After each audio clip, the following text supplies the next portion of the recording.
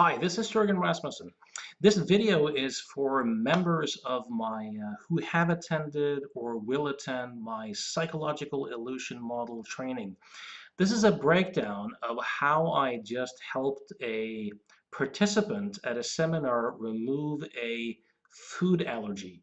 She had a very severe allergy towards eating juicy green apples. She actually loved juicy green apples, but she couldn't eat them as she would have very strong allergic responses. I helped this woman clear her allergic response on stage in about 15 minutes. And afterwards, she ate an apple and experienced no symptoms whatsoever. A really interesting part of this is a while later, she had just a little bit of an inkling of symptoms, and she was able to self-apply what we did together, and that little inkling went away. What was particularly exciting for me, I mean, I've done this so many times, so I know what can be done. But this particular hypnotherapist and seminar participant did not actually believe beforehand that it was possible to clear an allergic response. And I also learned that several of the seminar participants shared that belief. So it was extremely rewarding for me to be able to open up a new world for them, so to speak, and to help them see that the mind-body split, so prevalent in Western culture with disastrous consequences, is a myth. So this is a breakdown of how we actually did it. So the first thing I did was that I asked her how she knew she was allergic. And before I did that, I said to her the following. I said, you know how sometimes when someone asks you a question, it's like your body just responds. You just respond. And then I moved on into my questions.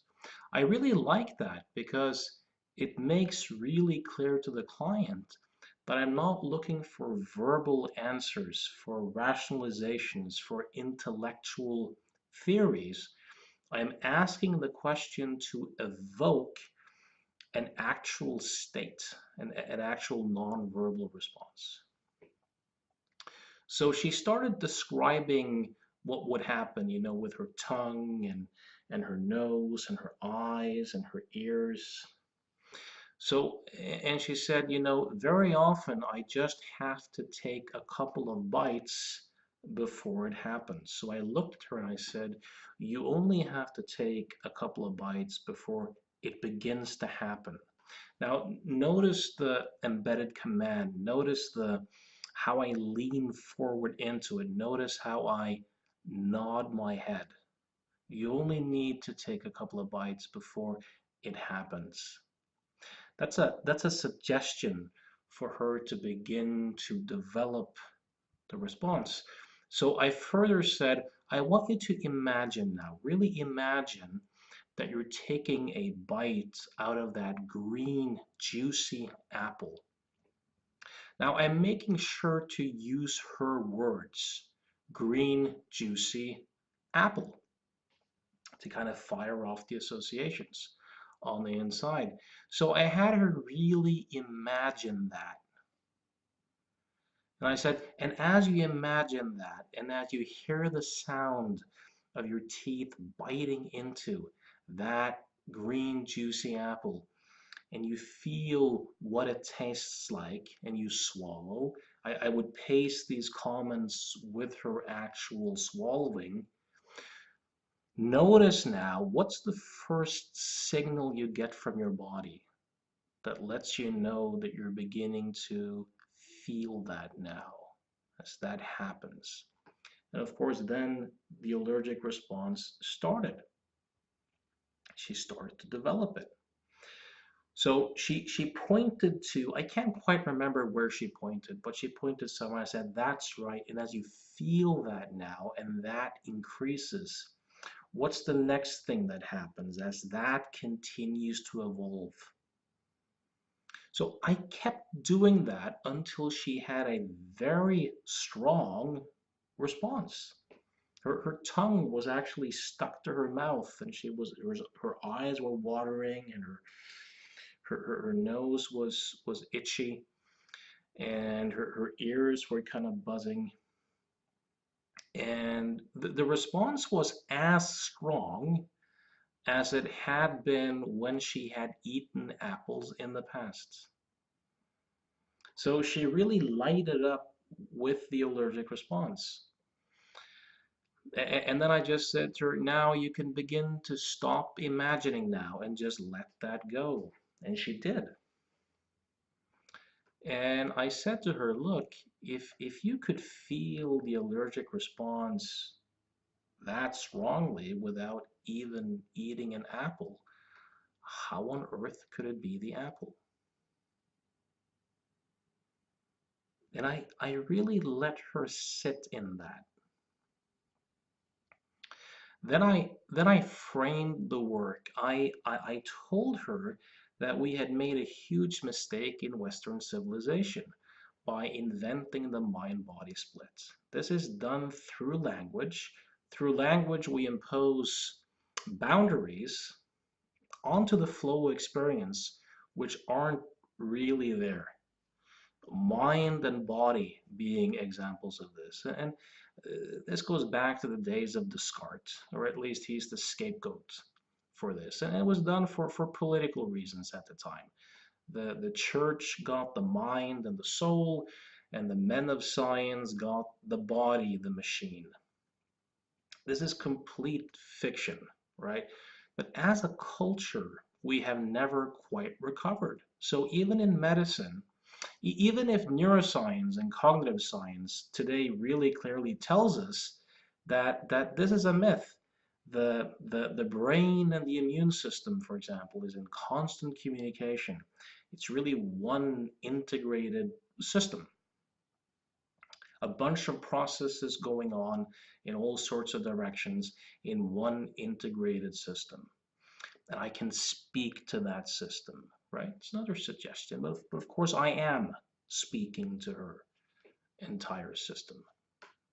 As a culture, we've never quite recovered. If you look at psychology, if you look at medical school training, if you look at our culture, if you look at how people think about and talk about health, they talk about physical.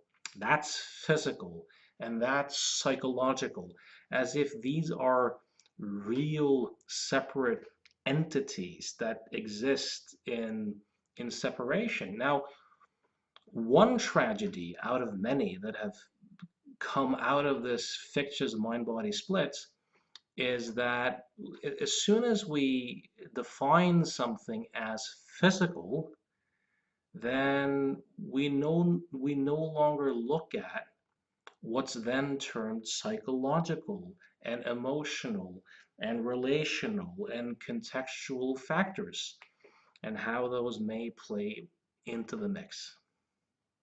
And this is a disaster. This has led to millions of people suffering, likely very unnecessarily. So I explained this and I said to her, look, an allergy really is just a phobia. It's a phobia of the immune system. You can work with it just like you do a phobia. It can't be the apple. It has to be your psychophysiological interpretation or projection of meaning onto the apple. You think that there's some danger inherent in the apple. So the immune system kind of has two responses, I told her. There's a passive response reserved for everything that's not really dangerous, and there's an active response reserved for virus. So what happens is that the immune system, the mind-body system, marks out something which isn't really dangerous as if it's a virus. So the mind-body system kind of attacks itself, which results in the itchy eyes and stuffed nose or whatever it might be. Of course, as I'm doing this, I'm doing a lot of like spatial anchoring, and kind of moving the anchored responses around.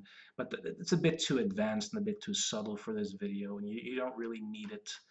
But I'm doing a lot of stuff with suggestion and anchoring as I kind of, uh, you know, present this stuff. Now, the frame I use, I very often use two, in addition to the, sometimes when someone asks you a question, you just respond. It's as if your body just responds. And I really slow down and I really ground myself, and I go into this state of just complete presence with the person, right? I usually tell, with allergy work, I usually tell two stories. And one story is the snake and the rope story, which you are familiar with from the seminar. It's an old Buddhist text story about this person who takes a walk in the desert and suddenly he sees a snake, and he responds. His heart starts beating, his palms get sweaty, his mouth gets dry, he develops all these types of symptoms. I'll very often describe what the guy in the desert described in the same way that they have just described their symptoms. And I often fire off their anchors as I do it. So for those of you who have some good NLP training, you'll understand what I'm talking about. This is a very subtle way of working with someone. But then I say, but then he was able to stop and look and really focus in. And when you really focus in, you see it's a rope. Now notice the IU shift. I'm talking about the guy in the desert, but then he was able to stop, focus in. And as you really focus in, now I'm talking about their experience, and you suddenly see it's a rope. And I gesture back to where I've spatially anchored their allergic response, and I fire off their own self anchors as I do it. This is, again, very subtle. You don't need it. So if you feel overwhelmed when I describe this, you don't really need it. This is just stacking the deck. Uh, but as soon as you see that, your response completely changes. It changes instantaneously. And it doesn't change as a result of you trying to think positively or trying to relax. It changes because you really discover with your whole system that what you thought was there isn't actually there. And whenever that happens, your experience changes. It's a game changer. Why am I offering this analogy? Because it implies instant change. It orients the person towards something that's true, that if you notice that what you thought was there isn't actually there, your experience will change. So now they're unconsciously relating that analogy to their own allergic response, if you have rapport and if they've kind of agreed to it, right? Notice also all the suggestions about focusing in and really paying attention and really feeling, and feelings changing. So for this stuff to work, you need to be hypnotic with them. You need to evoke states and shifts, not babble, not intellectual conversation. So there's an artistry in doing this. And if someone actually posts the video, the demo, you'll see it. You'll see how deeply hypnotic this was, even if there was no formal induction. Then I use a different thread, a different analogy, and that is of two threads. So I said to the client, look, if I had two threads, one white thread and one red thread, and I intertwine them, it would look like one big fat pink thread. Like it would really look that way. It would really seem that way. But if you were to stop and focus in and really pay attention, really take a look, perhaps feel, really feel, play with the threads. It's not so much that pink would disappear. It's more that you would discover that pink was never actually there. This is another great analogy because what I'm going to do now is I'm going to have them look for the danger. I'm going to have them look for the danger. And the whole idea that pink was never actually there, it really fits into the notion of a psychophysiological illusion. It was never actually there. You just thought it was there. Once you see it's not there, your experience will instantly change. So you can see with the client how I'm building this. I'm building all these representations for instantaneous change at the mind-body level and references for really taking a look and references for if you think something's there and you discover that it's not, your experience will change. The person's already relating this to their issue, right? So then I just call it name it, find it. This particular technique is a combination of self-inquiry. It's nothing new here. It's been around for a very long time. I haven't seen someone use it for allergies. I've seen some people play with it for anxiety and for looking for the self. In meditation traditions, you're often looking for the self, the illusory self. And so it's a combination of self-inquiry and mindfulness.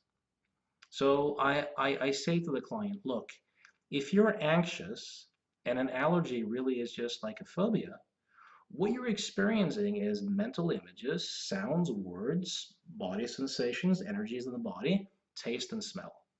That's pretty much it. Now, the clients already accepted that it's their representation of the apple that generates the response. It's not the apple. If it was the apple, then every person eating the apple would have an allergic response. It's not the apple. You've been lied to your entire life. It's not the plane. It's not the audience. If it was, then everyone sitting on the plane would be phobic, right? So it has to be your internal projection of meaning onto this that generates the response. Very often it's enough for people to, if they really see that or experience that at an embodied level. So I said, look, if you're anxious, then you're interpreting your experience as a threat somehow. Now, if there is an actual threat there, we should be able to find it.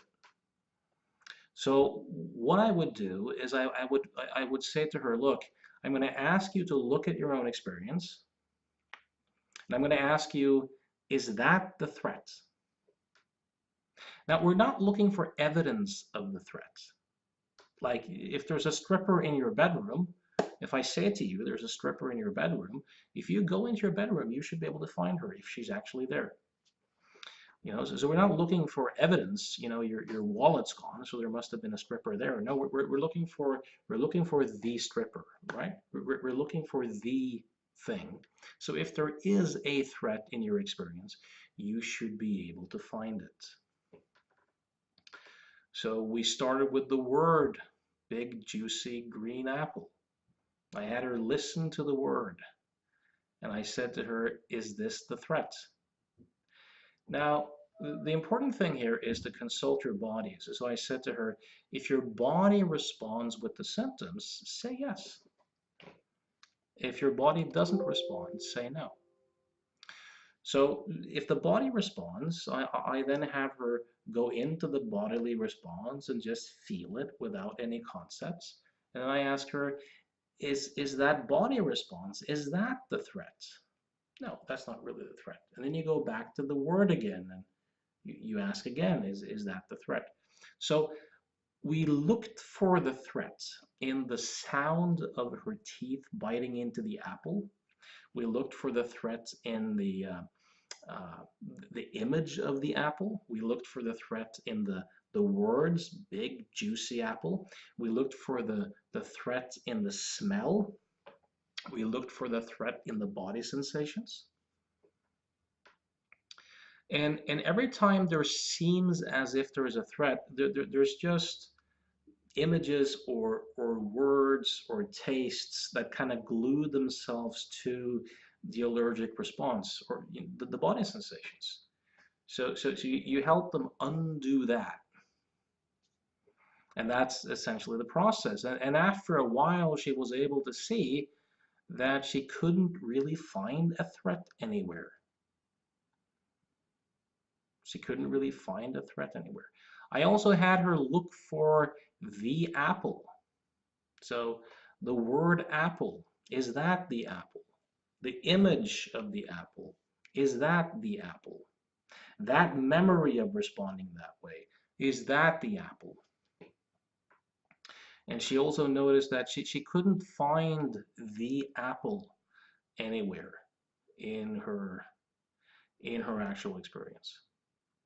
So then and it was really interesting too because some of the things that we tested gave no response. But for example, the sound of her teeth kind of crunching into the apple, when she heard that sound, she would feel her ears buzzing and she would feel her tongue kind of stick itself to her mouth, right? So that meant, that sound is the threat. Okay, go into the body sensations, feel them without any concepts or any images. Is that the threat? No, not really. Back to the sound. Had to do that a few times. Then she could hear the sound and no more allergic response. Did the same thing with the taste, did the same thing with other, memories and other images. Uh, then she burst out laughing and she ate an apple on stage and there were no symptoms whatsoever. This is fascinating when you think about it. Before because I had told her to bring the foods so that we could test, right? So before she even ate anything, she had a full-blown allergic response just by thinking, right? And then she actually ate an apple and she had no response whatsoever. Isn't that kind of fascinating?